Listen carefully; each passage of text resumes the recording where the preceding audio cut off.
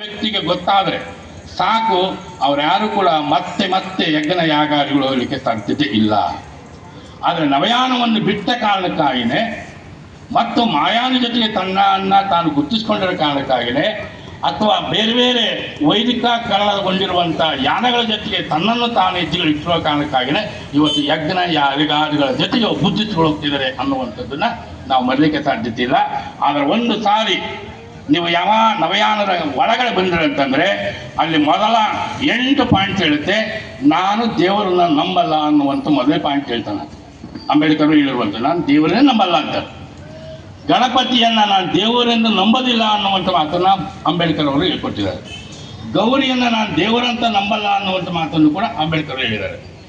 ಹಾಗೆಯೇ ಇನ್ನೂ ಈಗೇನೆ ಸುಮಾರು 22 ಪಾಯಿಂಟ್ಗಳಲ್ಲಿ ಭಾಳ ದೊಡ್ಡ ಪ್ರಮಾಣದಲ್ಲಿ ರಾಮ ಮತ್ತು ಕೃಷ್ಣರನ್ನು ನಾನು ಸೋಷಿಯಲ್ ಫಿಲಾಸಫಿಯನ್ನು ಆತನನ್ನು ನಾವು ಪ್ರೊಜೆಕ್ಟ್ ಮಾಡಬೇಕಾಗಿರುವಂಥದ್ದು.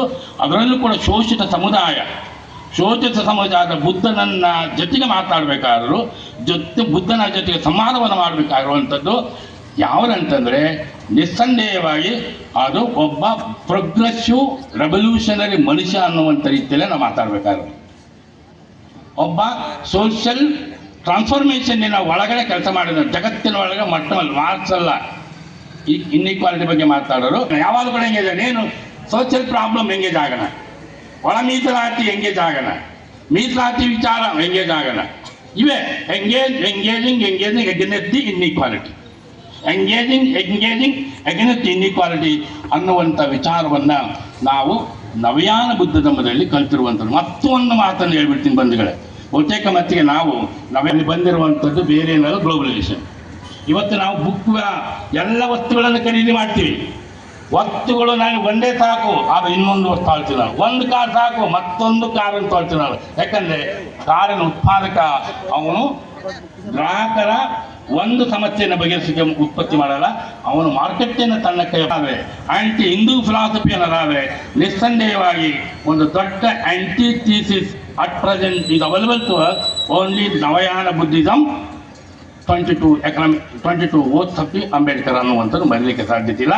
ಆ ಕಾರಣಕ್ಕಾಗಿ ನಾನು ನಿಮ್ಮೆಲ್ಲರಿಗೂ ಪ್ರಾರ್ಥನೆ ಮಾಡ್ಕೊಳ್ಳೋದು ನವಯಾನ ಬುದ್ಧ ಧಮ್ಮದ ಜೊತೆಗೆ ನಾವೆಲ್ಲರೂ ಸಾಗೋಣ.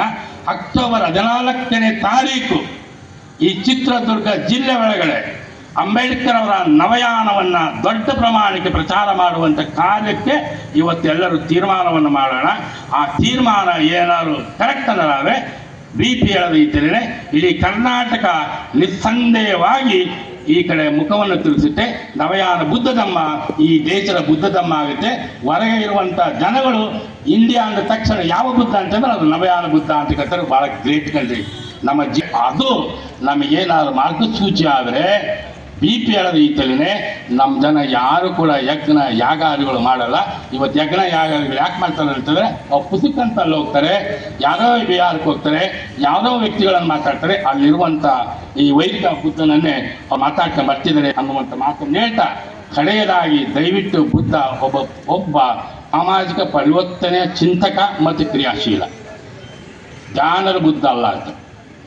ಮೈತ್ರಿ ಏಜೆಡ್ನೆಸ್ ಇವೆಲ್ಲ